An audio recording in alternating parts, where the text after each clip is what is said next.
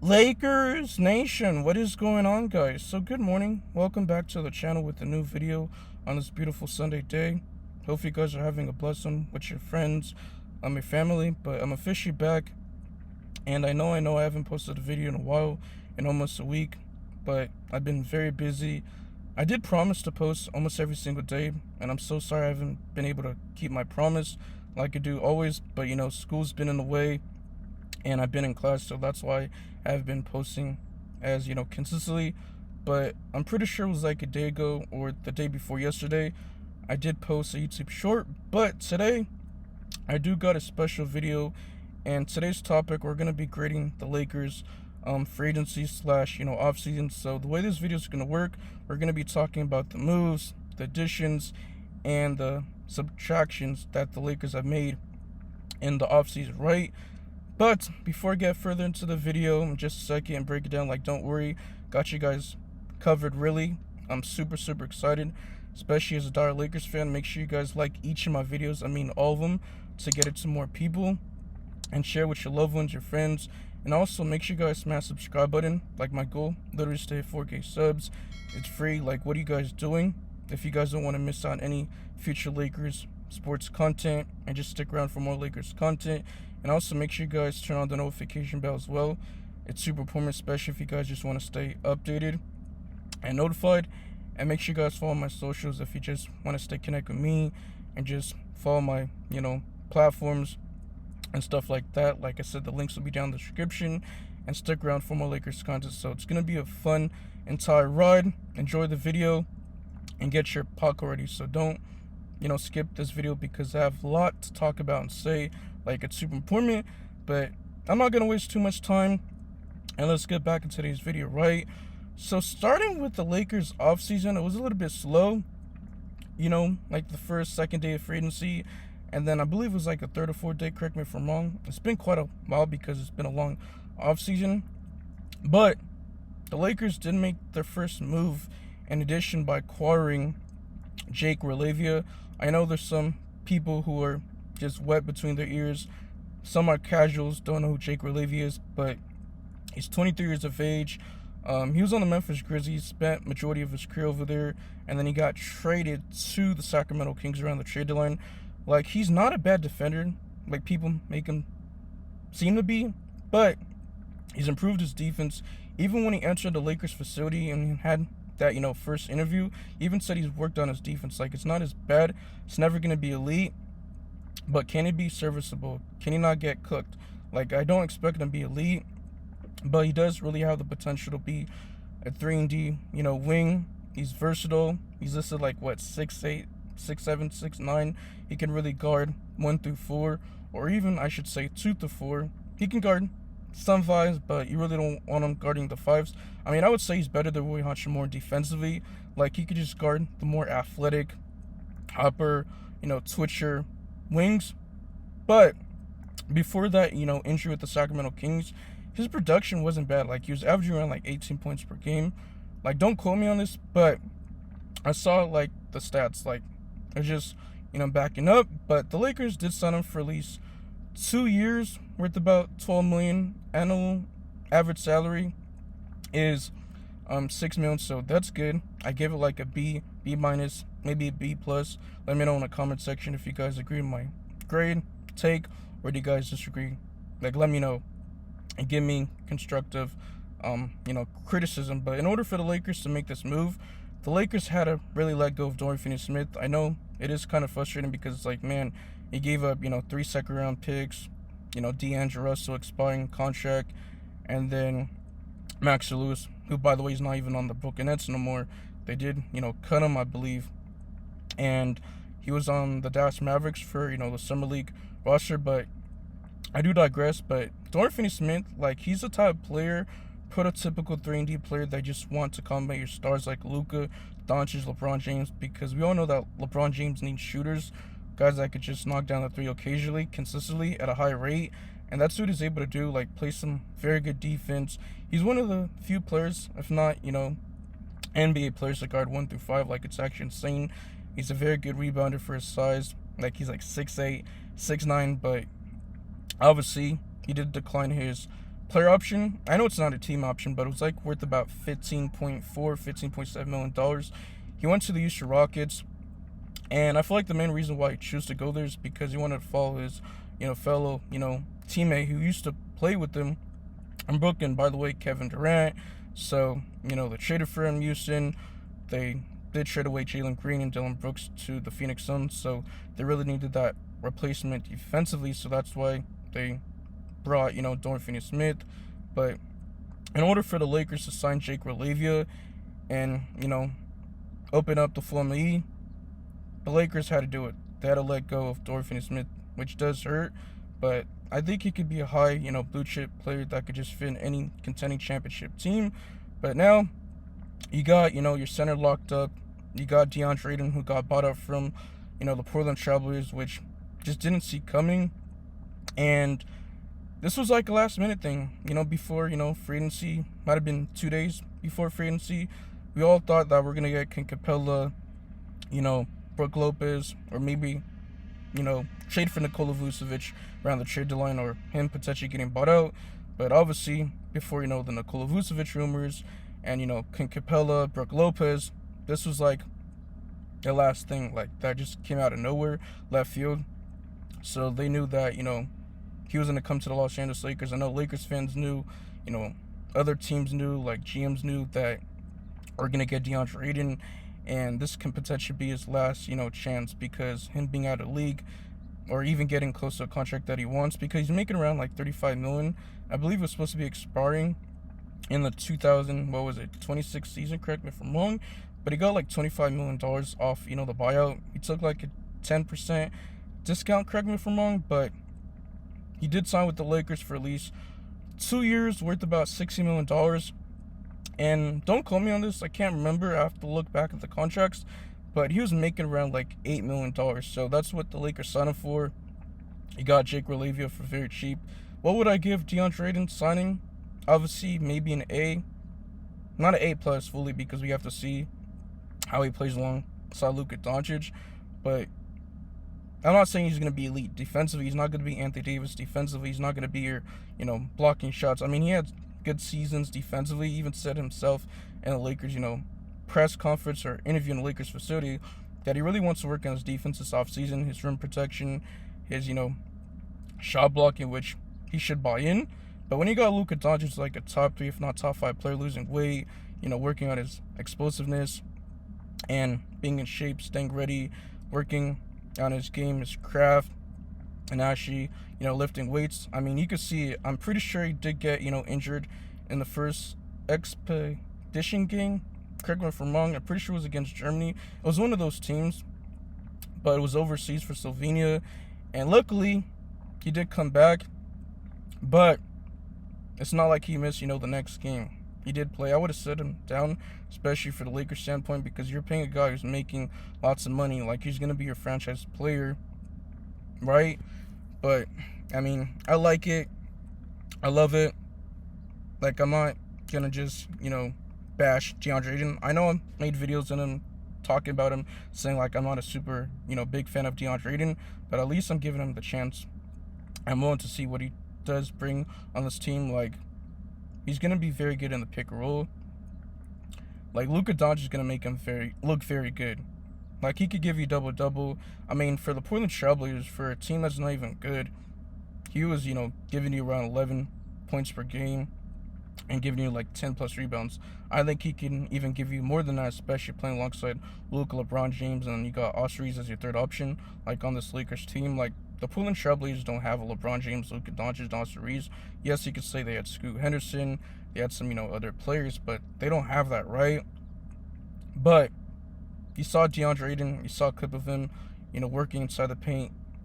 I believe it was like yesterday or the day before, but I do like this move. Also, the Lakers, they did get Marcus Smart off the buyout from the Washington Wizards, former Defensive Player of the Year. I believe it was like back in, I can't remember, 2022 season. One of the best, defensive guards in the league. Like, he's big. I'm pretty sure weighs about 230 pounds. Might even be less than that, but don't quote me on this. Like, he has good size, especially when it comes to, like, being big and strong. I wouldn't say he's, like, tall, As a guard, he's like, what, 6'3", maybe 6'2"-ish, 6'4", but primarily you want him guarding point guards. Like, that is his strongest, suit in his game. He can guard shooting guards. I mean, he could guard some threes, but you don't want him guarding, twitcher wings. Like, his specialty is guarding just ones and twos. Like, he's very elite defensively, and he can just get after it. He can pick you up from 94, if not 95 feet. The concerns has been, injuries the past, few seasons. And, when he was on the Memphis Grizzlies, like, the whole team just was injured, the first season when he got traded over there. But they got eliminated this past season in the first round against OKC. Correct me if I'm wrong, I'm pretty sure they're like a playing team, but Marcus Smart, like, he's elite defensively, and I honestly think he can mentor, the young guys, especially Bronny James going to his, second year, and then he saw the progression in the summer league, taking, the next step. I know it's just summer league, like, I shouldn't put too much stock in it, but you saw Dalton Connect, like, he took a step back when he should be the one taking a step forward. You get what I'm trying to say, but I just think he's not motivated to be on the Los Angeles Lakers after, they traded him. Like, he did play himself off the court. Like, he was asking to get traded, but I know this is just a little bit, off topic, but what would I grade, the move for Marcus Smart? Maybe a B+, maybe a C. Let me know in the comment section if you guys agree with that take. Now, the main reason why I'm not giving it, like, a super high grade is because of the injuries, the past few seasons. Now, I also want to talk about Jaxson Hayes, which I've been complaining, like, I want him off my team, but it is what it is. Like, I just didn't see a team offering more money than what he was getting with the Los Angeles Lakers. And also that postseason, he was unplayable. Like, he did play, like, the first 4 games, and then Jada Redick decided not to play in Game 5. That's how bad he was. And they're going to take him off the court. But he was pretty much a negative. Like, he can't really defend. Yes, he can block shots here and there, but he's not a great rebounder for a 7-foot center. Yes, he's athletic. He can just, block shots, sometimes be a lob threat, which Luka Doncic, to his credit, made him look good in the regular season. But, the playoffs still down in, in the postseason. Like, it's different. Like, it's a completely different, sport and game, especially in the regular season and a postseason. But I guess, Rob Pelinka just want to give him another contract. This is going to be his 3rd season upcoming. And he gets in foul trouble a lot, right? But they did sign him for at least a vet minimum. Thank God it's only 1 year, $3 million. And he has, like, a no-trade clause on his, contract. Like, I really don't know what the Lakers front office is thinking, given that, like, he can just dictate where he goes and thinks he could just stay on the Los Angeles Lakers. But I think it's a D, maybe an F, but to be nice, I'll give him a D. That's just my personal opinion, but I don't want to see the Lakers bring him back, another season after his, contract is up. But most likely he's probably going to be our 3rd big man, if not, backup center, especially if the Lakers do pull off some type of trade. But I think this is a team that the Lakers are rolling with. Hopefully they do explore some other moves and, trades we have to see in the buyout market. If a, potential player comes available, like a Chris Middleton, Nikola Vucevic, I'm pretty sure there's going to be more players in the buyout market. But the Lakers, they got, players like Chris Manning, who they just signed on a 2-way contract. I mean, he was very good for the Golden State Warriors, but he's just like another Jordan Goodwin, in my personal opinion. In order for the Lakers to make that move, in addition to get Marcus Smart off the buyout, the Lakers had to waive Shake Milton's, I believe it was like non-guaranteed, contract, but they did it. And obviously, waiving Shake Milton just wasn't enough to get, Marcus Smart, so they had to waive Jordan Goodwin too, which does suck because, to his credit, like, he's a very good defender. Like, he could lock up, the best player on the opposing team, guards. I even seen him lock up Devin Booker and other, elite, guards and shooting guards. But he's a very good rebounder. He did improve his 3-point shooting. I wouldn't say it's elite, but at least it's more respectable than Jared Vanderbilt. It does suck to suck, but you're getting a Marcus Smart, a former Defensive Player of the Year. Like, he's an upgrade over Shake Milton, he's an upgrade over Jordan Goodwin. And obviously, Jordan Goodwin went back to the Phoenix Suns, so they literally like signed him like the day after he got waived from, the Los Angeles Lakers. But, you're looking at, the two-way contracts, exhibit 10 deals. Obviously, some of these players have to earn two-way contracts, especially if they want to make it. But some of these players are going to get invited into training camp deals, especially I'm pretty sure it's, around the quarter next month.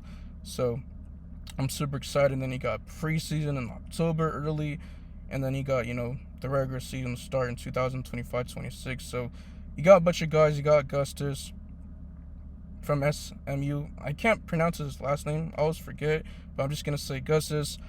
You got, players like Eric Dixon. Like, he was a leading scorer NCAA tournament or all college basketball. But, like, he's very good offensively, but he was doing, like, some type of injury, so that's why we didn't get to see him play. I'm pretty sure he didn't sign his, two-way contract, or they might have signed it after, the summer league was over. Thought they did, but he was wearing some type of, booth. And, like, he's just another, Julius Randle. Like, you could just see the potential. And coming into the draft, like, he was looked at as, like, the most ready, player as a college prospect. And then you got guys like RJ, Davis, right, a guard. And then you got other players like Arthur Kaluma. Like, he's a hyper athlete. Like, he has the potential to be like a versatile 3-and-D, wing. But he also got, your draft prospect who you traded up to get. I mean, the Lakers had the 55th overall pick, and then they traded it to the Chicago Bulls, and then they received the 42 pick. And then, like, a few hours later before the NBA draft began, they traded it, and they got, like, the 36th overall pick. I'm pretty sure it was involved in, like, Houston, Brooklyn, or Minnesota. It was one of those teams. I can't remember who it was, or it might have been Phoenix. But, yeah, man. So the Lakers got the 36th overall pick, and they selected a dude, Theo, like a hyper athlete. He's just another Jared Vanderbilt 2.0, but I think he can be an actual two-way player, like better offensively, and hopefully does improve his three-point shooting. I can even see him as another OG Anunoby type player. Even he said he compliments his game after him and, Drew Holiday, but we'll see. It does suck to not see him play in the summer league, so I can't really give him a grade. But if you're talking about based off his talent in college, then I'll give him like an A or a B. But he got injured for, like, the Razorbacks, Arkansas. I'm not really sure what type of injury it was, but I think he's not going to get too much minutes, especially because he's a rookie. He's probably going to be playing alongside, Bronny James. And if the Lakers don't wind up trading Dalton Connect, especially, this offseason, I know it's not over yet, but I think the Lakers might wait till the trade deadline. Maybe they do consolidation trade with Gabe Vincent, Max Kleber, we'll see. But I think him, Dalton Connect, and Bronny James are going to play in, like, the third unit. Like, I don't think they're going to play with, Gabe Vincent, Jackson Hayes, Marcus Smart, Jared Vanderbilt, because, you have the second unit coming off the bench. But, the starters, I think, is locked up. I know it's going to be Luka, Austin Reeves. I do have my concerns defensively. It's not about us, Lakers fans, what we want in the star lineup. It's also about, the Lakers front office. And also, you kind of want to, make it cool with, Austin Reeves, because he's going to contract year. And he's going to sign maybe an extension. Or not extension, but you know what I meant. He's going to sign him for at least $30 million. He wants to sign same type of contract as Tyler Hero. So most likely he wants to stay with the Lakers. He loves the Lakers. He wants to retire with the Los Angeles Lakers. But how much put him in the bench? Like, that's what I'd rather do, where you can just get more scoring. And he can just come off the bench, replace Luka, or just have, Rui Hachimura come off the bench and replace, LeBron James, and they could just sub out. But it is what it is. I think it's going to be Luka, Austin Reeves, who? Am I missing somebody? Rui Hachimura, LeBron James, and DeAndre Ayton. Like, I am concerned about the defense sides of the, ball. But offensively, the Lakers are going to be one of the best teams in the league. Like, there's just no question about it offensively. I just want better, balance.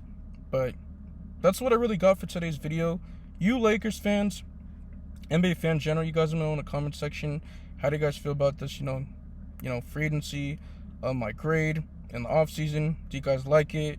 Do you guys disagree? Who's your favorite player that the Lakers got in free agency? Is it Ravia? Is it Marcus Smart? Is it DeAndre Ayton? Like, just let me know. You guys can decide. Like, it's your choice. Like, I'm not gonna just bash you for it. Like, everybody has their own opinion, but just make sure you guys keep respectful in the comment section. But man, I know it's been almost a week since I last posted a video, 8 days. I know I said it in the beginning of the video, but I just wanted to mention it up and just bring it up again because I've been super, busy. It's super unfortunate that I haven't been consistent, especially as a guy who's a content creator and just loves supporting his team, the Los Angeles Lakers. Like, I'm a diehard Lakers fan. Like, you guys don't know how I feel, but I support my team all day, every single day, whether if they're winning or, losing. Like, that's a real diehard, Lakers fan. I know we've been getting lots of hate. Like, you can see the power rankings and, the disrespect, but I think the first, 10 games, I think the Lakers are going to be one of the best teams. Like, watch a lot of these, bandwagons, these haters, these narratives, these insiders, these reporters. They're going to switch up once the Lakers start, the season very good, right? But when you look at JJ Redick, he's going to get better as a head coach. It's going to be his second season. Hopefully he doesn't make the same type of mistakes, but it's normal as a rookie. But I think he's going to learn. And, yeah, man, let me know. Make sure you guys comment, share. Make sure you guys stay subscribed. And also follow my socials, especially if you guys want to, connect with me. I got TikTok. I got Instagram. I got Twitter. Don't really use Twitter that much, to be honest. The only time I use Twitter is to make my, Lakers videos and just, break down the news, the rumors, all the updates. But, like, the major platform that I really use each basis, if not almost every single day, is really YouTube, to be honest. TikTok, Instagram, like, that's the main source of, I should say, programming that I get or news and stuff. But yeah, man, I'm out of here. Peace. Cheers.